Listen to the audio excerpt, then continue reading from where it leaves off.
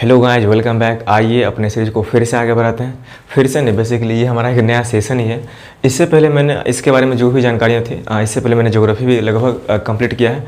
उसके बारे में छोटी सी जानकारी मैंने 49 से 50 सेकंड के वीडियो में मैंने दे दी है। ठीक है, चलिए हम शुरू करते हैं पॉलिटी को। और मुझे उम्मीद है आपको इसमें भी बहुत सारी चीज़ें सीखने को मिलेगी। ठीक है, चलिए हम शुरू करते हैं। पहले शुरू करते हैं, ये देखते हैं कि हमारा दो होता है सब्जेक्ट, एक होता है इकोनॉमिक्स, एक होता है पॉलिटी। हम दोनों में पहले हम डिफरेंस देखते हैं कि आखिर दोनों में अंतर क्या है। इकोनॉमिक्स के हिंदी में बोलते हैं अर्थशास्त्र, और एक होता है पॉलिटी, इसको हिंदी में बोलते हैं राजनीति शास्त्र बोलते हैं। ठीक है, अब जैसे मान लेते हैं कोई फैमिली है, किसी भी फैमिली को चलाने के लिए उसको कहीं के पैसे चाहिए। वैसे हमारा कंट्री है, कंट्री को भी पैसे चाहिए। जितना भी स्टेट्स हैं उसको मैनेज करने के लिए पैसे चाहिए।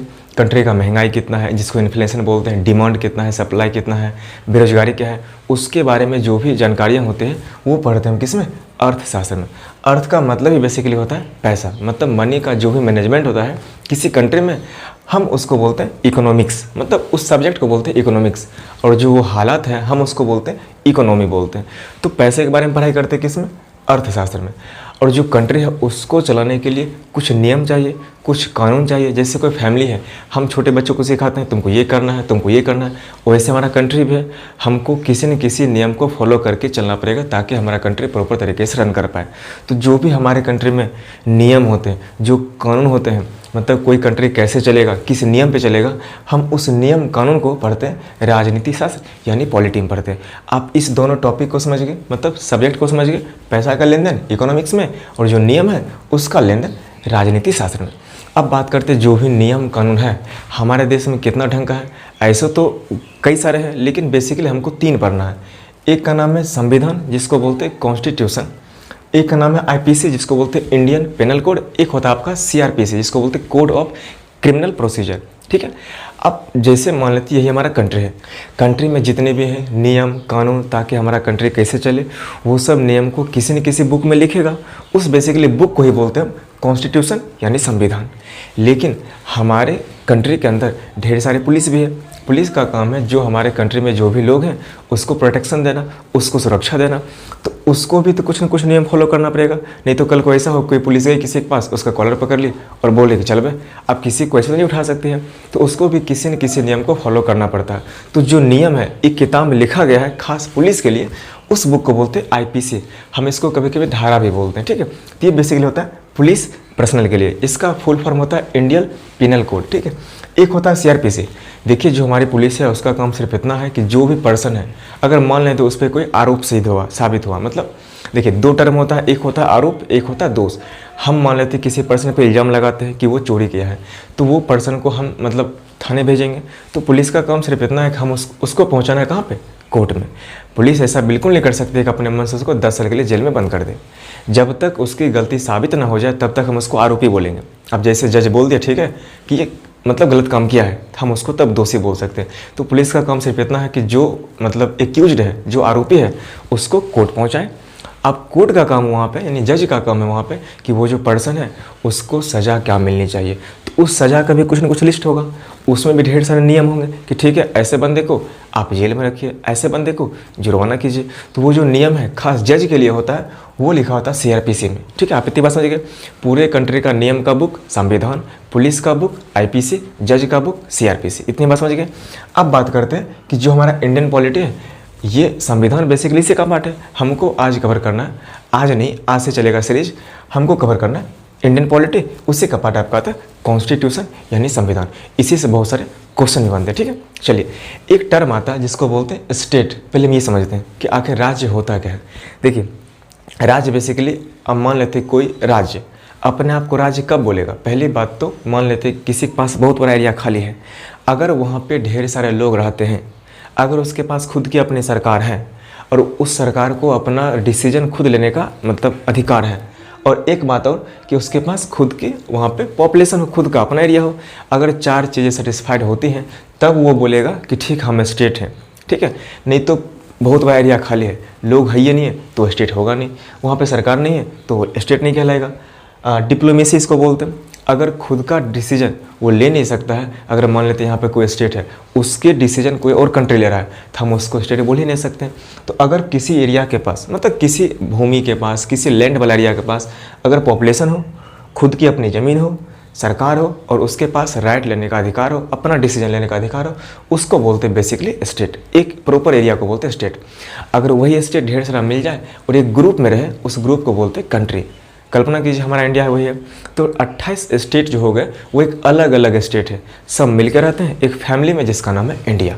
इतनी बात समझिए यहाँ पे। अब बात करते हैं हमारा जो ये इंडियन पॉलिटी का जो पार्ट है संविधान, आखिर उस बुक में क्या क्या लिखा गया है। पहली बात हमको यही पता है कि जो आपका बुक हो गया इंडियन कॉन्स्टिट्यूशन, उसमें सिर्फ नियम लिखा गया है। अब जो भी नियम हुआ ऐसा थोड़ी कि लाइन से बिल्कुल लिख दिया गया होगा, उसको एक टॉपिक वाइज करके, ताकि हमको पढ़ने में आसानी हो, उसको टॉपिक वाइज करके लिख दिया गया है। जैसे कोई बुक होता है उसमें पहले चैप्टर होता है, फिर दूसरा चैप्टर, फिर तीसरा, ऐसे करते करते वैसे ही हमारे इस बुक में भी मतलब संविधान में भी 22 चैप्टर है। उस चैप्टर को हम बेसिकली भाग बोलते हैं, ठीक है। अब मान लेते हैं एक भाग में 1 से लेकर 4 तक चैप्टर है, मतलब टॉपिक है सॉरी, उसके बाद 5 से लेकर 11 तक टॉपिक है। ऐसे करते करते पूरे अगर बुक को खंगाल लें, मतलब संविधान के पूरे बुक को देखें, तो लगभग 395 हमको टॉपिक मिलते हैं जो इसी 22 भाग को मिला के बने। तो ये हमारा हो गया 395, उसको आर्टिकल बोलते हैं। जो चैप्टर हो गया उसको भाग बोलेंगे, उसी चैप्टर का थोड़ा सा टॉपिक होता है उसको आर्टिकल बोलते हैं, हिंदी में उसको अनुच्छेद बोलते हैं। और उस बुक के अलावा एक छोटा सा अलग से लिस्ट रहता है जिसको बोलते हैं शेड्यूल। उसमें 12 लिस्ट रखा हुआ है जिसमें सिर्फ कुछ और भी हमारे इंडिया के बारे में जानकारियाँ दी गई हैं, उसके नियम के बारे में, ठीक है। ये एक अलग बुक है, मतलब आप यूँ समझिए ये एक अलग बुक है, इसी का थोड़ा सा अलग टुकड़ा अलग से बना दिया गया है। आप इतनी बात समझ गए। तो कॉन्स्टिट्यूशन, बुक्स ऑफ रूल मतलब सॉरी बुक ऑफ रूल्स, उसमें 22 पार्ट, आर्टिकल 395 और शेड्यूल 12। तो चलिए अब बात करते हैं हमारा जो संविधान है उसका पहला भाग इंडिया के लिए, ठीक है। तो पहले भाग में टॉपिक नंबर 1 से लेकर 4 तक लिखा गया है, मतलब अनुच्छेद 1 से 4 तक लिखा गया।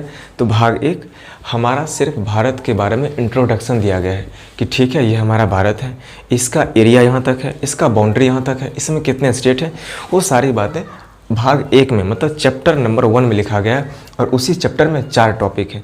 तो पहला टॉपिक ये आपका बोलता India that is Bharat is a union of state. जो हमारा भारत है वो एक राज्यों का संघ है। आप यूँ समझिए, संघ का मतलब आप समझिए सिर्फ एक ग्रुप होता है।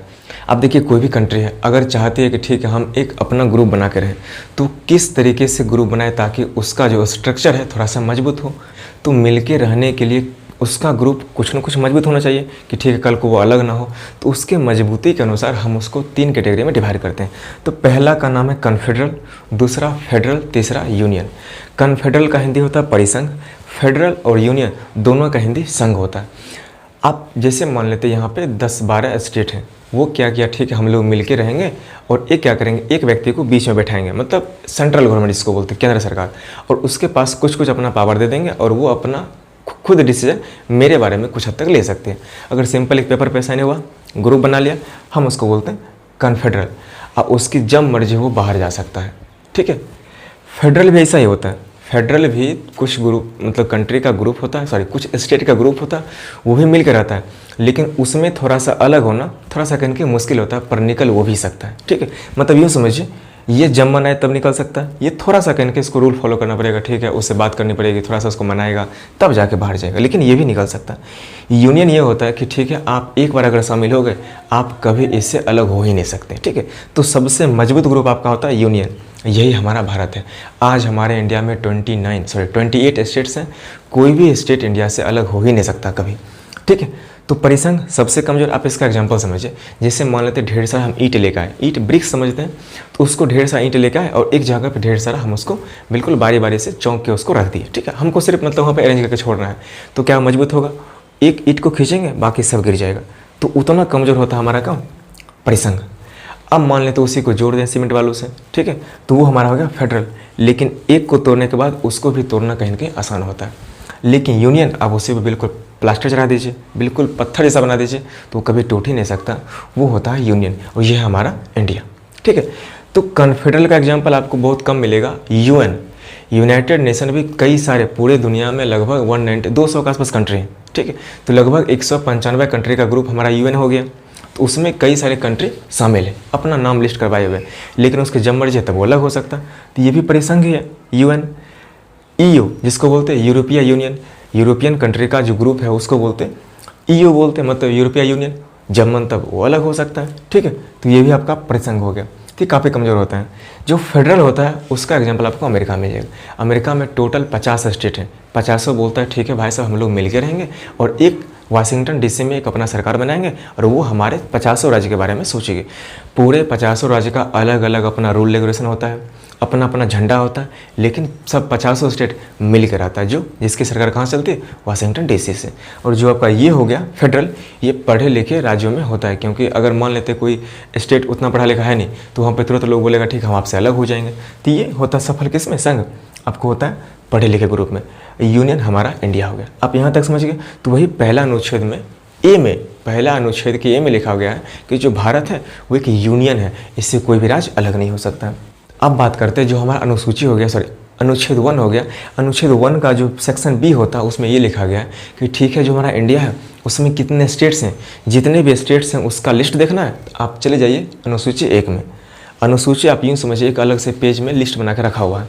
तो वही बी में लिखा गया, आपको इंडिया के बारे में जानना है कि कौन कौन स्टेट है, आप उस लिस्ट को देख लीजिए, मतलब लिस्ट 1 जिसको बोलते हैं अनुसूची 1। इतनी बात समझ गए। और उसके बाद सी में ये लिखा गया है कि हमारे इंडिया के पास 3 तरीके का स्टेट है, मतलब 3 तरीके का राज्य क्षेत्र है जहाँ पे इंडिया का कंट्रोल है। एक होता है स्टेट जैसे बिहार, यूपी, पंजाब, ये सब एक स्टेट हो गया। तो हमारे इंडिया के पास टोटल अभी 28 स्टेट्स हैं। एक होता है यूटी जिसको बोलते हैं यूनियन टेरेटरी बोलते हैं, उसको हिंदी में बोलते हैं केंद्र शासित प्रदेश बोलते हैं। तो वो हमारे इंडिया में अभी 8 यूटी हो गए, तो उस पर सीधे दिल्ली से सरकार चलती है। और एक होता है अर्जित क्षेत्र, मतलब हम कौन सा एरिया कैप्चर किए हैं, मान लेते हैं कल को कोई कंट्री पे हम अटैक किए और उस कंट्री को हमने मिला लिए तो हमारा अर्जित क्षेत्र हो जाएगा। ठीक है, तो उसमें मान लेते 2 स्टेट हो गया तो दो यहाँ पे ऐड हो जाएगा। तो अभी हमारे इंडिया में अर्जित क्षेत्र हम लोग कभी किसी पे अटैक नहीं किए हैं, तो अर्जित क्षेत्र तो अभी हमारे इंडिया में अर्जित क्षेत्र 0 स्टेट मतलब राज्य 28 और हमारा हो गया यूटी मतलब केंद्र शासित प्रदेश 8 हो गया। ठीक है, वही आपका सी में लिखा गया। अनुच्छेद में ये हमारा भारत का था इंट्रोडक्शन। अब अनुच्छेद 2 आपका ये बोलता है कि देखिए एक संसद, जैसे मान लेते हैं हमारा पूरा इंडिया हो गया, पूरा इंडिया 2800 राज्य का एक फैमिली है। आप यूँ समझिए दादाजी रहते हैं दिल्ली में, दादाजी के 28 बेटे मतलब 28 बेटे हैं जो स्टेट्स कहलाते हैं। अब हर एक जो आपका उसका पुत्र हो गया मतलब उसका जो बेटा हो गया वो अपना अपना स्टेट चलेगा, लेकिन सबके हेड कहाँ रहते हैं, दिल्ली में रहते हैं। तो जो दिल्ली में सरकार रहती है हम उसको आप संसद समझ लीजिए, तो वहीं पे जाके बनता है पूरे इंडिया का रूल रेगुलेशन बनता है। तो ये बोलता है आपकी जो सांसद हो गया वो प्रेसिडेंट, आप प्रेसिडेंट भी एक मतलब पूरे इंडिया के हेड होते हैं प्रेसिडेंट। ठीक है, वो एक सिर्फ नाम के होते हैं। तो वो बोलते हैं जो सांसद हैं मतलब दादाजी जो हैं वो सिर्फ प्रेसिडेंट से एक बार परमिशन ले लें शुरू में, और किसी भी एरिया को अपने इंडिया में मिला सकते हैं। मतलब मान लेते हैं कल को कोई हमारा पड़ोसी राज्य या फिर कोई भी स्टेट अगर चाहते हैं कि हम इंडिया में मिल जाए तो हम एक बार सिंपल से राष्ट्रपति से पूछ लेंगे ठीक हम ऐसा काम करने वाले हैं और हम उस कंट्री को अपने एरिया में मिला लेंगे और फिर वो भारत का पार्ट हो जाएगा। तो हमको सिर्फ पहले ही प्रेसिडेंट को बोल देना पड़ेगा, उसके बाद जाकर हम भारत में इसको मिला सकते हैं। वही मैंने यहाँ पर लिखा है।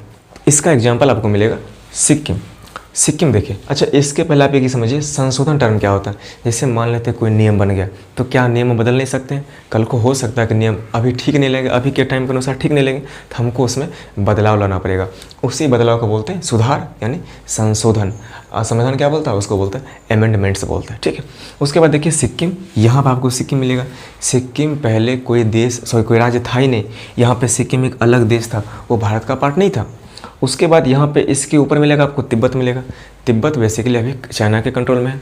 जब चाइना तिब्बत पे कब्जा कर लिया था तब सिक्किम को लगा कि मेरा तो एरिया काफ़ी छोटा है, तो कल को हो सकता है इतना बड़ा तिब्बत जब चाइना कब्जा कर लिया तो कल को हो सकता है मुझे भी कब्जा कर ले। तब वो भारत से बोला ठीक है मुझे आप में मिलना है, तो बोला ठीक है मिल जाइए। तो वो 1 साल के हमारे इंडिया में ट्रायल पर रहा। ठीक है पहले चेक करते हैं कि आप कैसे हैं, कल को ऐसा ना हो कि आप मुझे भी परेशान करना शुरू कर दें। तो 1 साल तक मतलब हम 35वां बार सुधार किए थे संविधान में, तो 35वां संशोधन के अनुसार हम सिक्किम को भारत का सह राज्य बना दें। पूरी तरह से राज्य नहीं है, मतलब 35वां संशोधन में 1974 में हुआ था, वो पूरी तरह से राजा नहीं बना था, सिर्फ ट्रायल फेज पे था। उसको सिर्फ एक मौका दे रहे थे ठीक है हमको चेक कर लीजिए कैसे हम लोग हैं। उसके बाद जब उनको अच्छा लगा सिक्किम के लोगों को ठीक है ये तो इंडिया बहुत अच्छा है, बोला ठीक है वहाँ पे ज्वाइन हो जाते हैं। तब अगले साल 36वां संशोधन करके हम उसको 22वां राज्य इंडिया का बना दिए। ठीक है, उसके बाद एक सिक्किम अभी तक इंडिया का पार्ट ही है और फ्यूचर में भी हमेशा के लिए इंडिया का पार्ट रहेगा। इतनी बात समझिए यहाँ पे। उसके बाद बात करते हैं आर्टिकल 3 की बात करते हैं। वहाँ पे अनुच्छेद में था इंट्रोडक्शन, 2 में था मिला लीजिए, 3 में ये बोलता है कि जब मिला लीजिएगा तो मिलाने के बाद अगर आप ये चाहते हैं कि उस स्टेट का एरिया तोड़ना भी है या उस एरिया का नाम बदलना है तो आप एक बार परसेंट को पहले बोल दीजिए और सब काम खुद से कर सकते, कोई दिक्कत नहीं है यहाँ पे, ठीक है। तो वही बोलता है यहाँ पे कि संसद जो है मतलब दिल्ली की जो सरकार है वो राष्ट्रपति के पूर्व अनुमति से पहले बोल देगी और किसी भी राज्य के क्षेत्र में उसके नाम में या उसका सीमा मतलब बाउंड्री में चेंज कर सकते हैं, वो उसकी मर्जी है। मतलब राज्य को तोड़ भी सकते हैं, उसका नाम बदल सकते हैं, एक बार पहले परसेंट को बोल दें उसका सारा काम हो जाएगा, ठीक है। एग्जांपल देखिए, एमपी पहले छत्तीसगढ़ का ही पार्ट था, मतलब छत्तीसगढ़ पहले एमपी का पार्ट था, तो एमपी से तोड़ के छत्तीसगढ़ को अलग कर दिया गया, यूपी से तोड़ के उत्तराखंड को अलग कर दिया गया, बिहार से झारखंड को, ये तीनों आपका हो गया था 2000 ईस्वी में। उसके बाद देखिएगा नाम भी चेंज किया गया था, बम्बई को अभी हम मुंबई बोलते हैं, मद्रास को तमिलनाडु बोलते हैं, पहले मद्रास ही था, बनारस को अभी बोलते हैं वाराणसी, इलाहाबाद का लेटेस्ट नाम चेंज हुआ जिसको बोलते हैं प्रयागराज। एक था आपका यहाँ देखिए, इसको बोलते हैं सेंट्रल प्रोविंस, मध्य प्रदेश का नाम था, यूनाइटेड प्रोविंस उत्तर प्रदेश का नाम था, उत्तराखंड का अभी बोलते उत्तराखंड, उसका नाम था पुराना वाला जिसको बोलते थे उत्तरांचल। तो ये सारा नाम चेंज हो चुका है जो सरकार कर दी है। अब देखिए आर्टिकल 4 क्या बोलता है, जैसे आर्टिकल 4 में ये बोलता है कि जो आपका आर्टिकल 2 हो और 3 हो गया, अगर सरकार आर्टिकल 2 और 3 अगर चेंज करना चाहती है मतलब उसमें कोई बदलाव लाना चाहती है तो उसको आर्टिकल 368 मतलब 368 से अलग रखना पड़ेगा।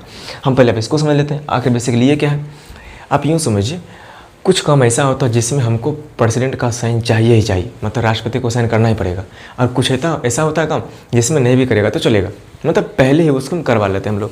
तो वही बोलता है कि जो ये दोनों काम है आप एक बार सिंपल राष्ट्रपति साहब को बोल दीजिए, उसके बाद काम कर लीजिए, कोई दिक्कत नहीं है। ऐसा बिल्कुल नहीं है कि प्रेसिडेंट साहब बोलेंगे नहीं आपको ये काम नहीं करना, मतलब उनको मानना ही पड़ेगा क्योंकि आप तो उनको पहले ही बोल दिए थे, ठीक है। इसलिए बोला गया यहाँ पे कि आर्टिकल 2 और 3 में अगर आप संशोधन कर रहे हैं तो इसको अनुच्छेद 368 से बाहर रखिए, इसमें आपको प्रेसिडेंट को सिग्नेचर करना पड़ेगा, उनको सिग्नेचर करना ही होगा। इसके लिए साधारण बहुमत ही काफ़ी है, आराम से सरकार क्या करेगी अपना आधा वोट मतलब 50% बहुमत लाएगी और वो बिल को पास कर देगी, ठीक है।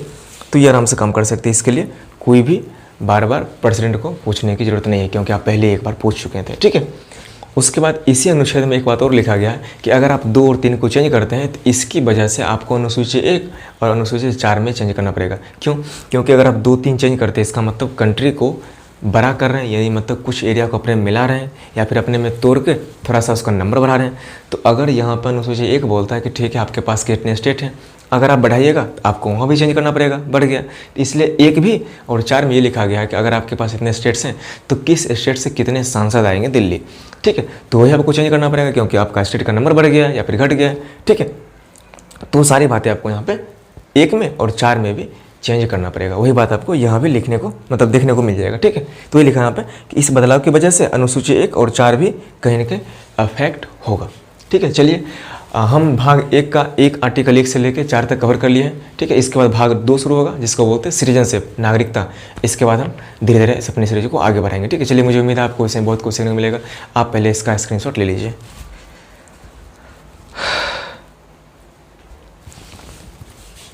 ऐसे मैं इसका स्क्रीनशॉट का एक अच्छा सा क्वालिटी में गूगल ड्राइव पे अपलोड कर दूंगा और उसका लिंक आपको डिस्क्रिप्शन में मिल जाएगा, आप वहाँ से भी डाउनलोड कर सकते हैं, ठीक है। चलिए हम फिर मिलते हैं, तब तक के लिए सी यू।